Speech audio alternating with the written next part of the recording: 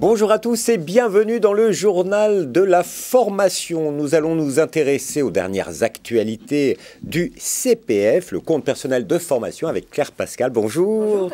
Vous êtes directrice générale de Comundi depuis 2014. Alors, vous formez au sein de Comundi énormément de salariés, c'est ça? Absolument, on forme depuis près de 40 ans des salariés, des entreprises privées, mais aussi du secteur public, aussi des actifs qui sont parfois demandeurs d'emploi.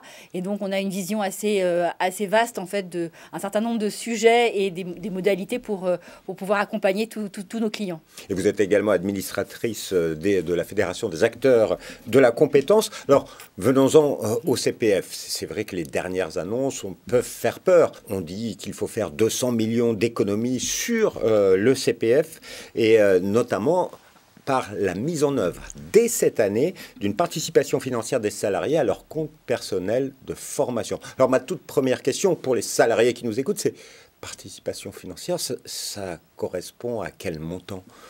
Alors, ce qui a été prévu, donc c'est un dispositif qui a déjà été intégré dans la loi de finances de l'année dernière, donc qui est prêt à dégainer, j'allais dire, par rapport à une mise en œuvre cette année, sur lequel il y a eu un certain nombre de discussions. D'abord, savoir s'il fallait en mettre ou pas, et puis, est-ce que c'était un pourcentage du prix de la formation ou un montant forfaitaire? Il semble que d'après les dernières annonces du gouvernement, on soit sur un 10% du prix de la formation. Ça veut dire que quel que soit le montant que vous ayez sur votre CPF, et si vous souhaitez financer ou faire financer une formation dont le montant est inférieur à ce que vous avez, même si vous avez largement de quoi, vous devez mettre de votre poche, l'apprenant devra payer 10% du montant de la formation qui ne sera pas pris en charge dans le cadre de son CPF. Donc bien sûr, des impacts importants. Et il n'y a pas de plafond. Si la formation fait 10-15 000 euros, si c'est 10% de 10-15 000 euros, alors, ça peut représenter de sacrées sommes. Ça peut représenter des sommes importantes, surtout dans des dispositifs longs. Après, il me semble qu'il y aura probablement des ajustements, voire des mises en œuvre qui pourra être un peu plus précisées. Mais à date, on retient surtout ce principe de reste à charge qui doit contribuer à générer, d'après ce qui a été annoncé, 200 millions d'économies pour le budget 2024. Ces mesures, elles vont se mettre en œuvre quand ? Alors, on n'a pas de date précise. Ouais. J'invite tous les salariés qui ont envie de se former à utiliser dès maintenant leur CPF pour éviter d'avoir le reste à charge à débourser. Nous, on n'a pas de visibilité sur le planning. Néanmoins, ça reste une option décidée qui va très certainement se mettre en place courant de l'année 2024. À savoir, on n'a pas la date précise de mise en œuvre. Mais quels peuvent être, selon vous, les impacts de cette mesure? Est-ce qu'il y aura moins de salariés qui vont aller se former parce qu'il faut payer, ou ça dépend des secteurs ou des niveaux de revenus?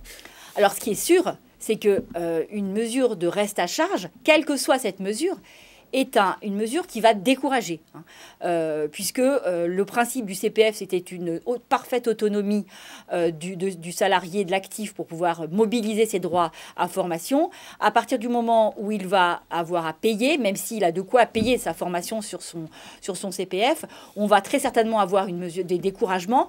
On sait que le CPF, ça a beaucoup financé et des parcours de formation pour des personnes les moins qualifiées, qui étaient des catégories socio-professionnelles plutôt d'ouvriers, et on sait que ces personnes-là auront du mal à pouvoir payer ce reste à charge. Donc, en réalité, les 200 millions d'économies qui sont annoncées, certainement, ce sera beaucoup plus, puisque 200 millions, c'est sur 2 milliards aujourd'hui du CPF, mais avec un reste à charge, on risque très fortement d'avoir un retrait des salariés pour utiliser leur CPF, et donc ce 200 millions sera probablement des économies supplémentaires pour le gouvernement, parce qu'on va voir un recul de la mobilisation du CPF. Mais c'est aussi le bouleversement de l'économie autour de la formation professionnelle, parce que s'il y a moins de salariés qui s'engagent, ça veut dire que ça va impacter aussi les centres de formation et les professionnels qui œuvrent pour former les salariés. Or, c'est une priorité nationale aujourd'hui de former les personnes. Alors bien sûr, depuis la mise en place du CPF avec les politiques de France Compétences qui ont visé à resserrer les boulons sur un certain nombre de certifications, à mettre en place la France Connect, tout ça dans l'objectif d'éviter les fraudes, mais qui a en même temps été des mesures des coups de rabot sur le CPF. Les entreprises de formation ont dû s'adapter et continuent à s'adapter en permanence au dispositif. Ce qu'on peut regretter, c'est que un dispositif qui était prévu dès le départ de la mise en œuvre du CPF et qui était une facilité pour les entreprises d'abonder le CPF dans le cadre de dispositifs gagnant-gagnant, entreprise mettait et le salarié mettait, tout ça pour faire compétitivité et employabilité dans le même temps. On sait que ce dispositif n'a jamais été développé par la Caisse des dépôts. Et donc, finalement, j'allais dire que ce reste à charge, en tout cas à date, sera difficilement pris en charge par l'entreprise parce que les dispositifs qui l'auraient facilité n'ont pas été mis en place à l'époque. Alors, ça, c'est peut-être la solution sur le reste à charge qui est à venir. Qu'est-ce qu'il faut faire pour sauver la formation professionnelle des salariés? Parce que là, quand je vous entends parler autour de ce coup de rabot sur le CPF, on a le droit d'être inquiet. Alors c'est une solution, et c'est une des solutions bien sûr auxquelles tout le monde pense, à savoir la faciliter la possibilité pour les entreprises de pouvoir prendre ce reste à charge. Alors je rappelle que ce reste à charge ne sera pas applicable pour les demandeurs d'emploi, mais uniquement pour les salariés en poste. Donc bien sûr, c'est une solution qu'on appelle tous de nos voeux, puisque c'est une solution qui va permettre de faire fonctionner ce CPF et lui donner son sens. Néanmoins, si on réfléchit à la philosophie initiale du CPF, où le salarié était en autonomie totale par rapport à son employeur pour pouvoir choisir des projets de formation, on voit que l'abondement, soutenir le CPF par un abondement entreprise ne peut pas être vu comme j'allais dire, une torsion à la philosophie initiale du compte personnel de formation. C'est le risque. Si aujourd'hui je veux faire une formation pour devenir menuisier, eh bien, a priori, mon entreprise n'abondera pas. Alors, quels sont vos espoirs pour que cette formation des salariés ne baisse pas trop? Et quelles sont les mesures que vous souhaiteriez vraiment que l'on mette en œuvre cette année?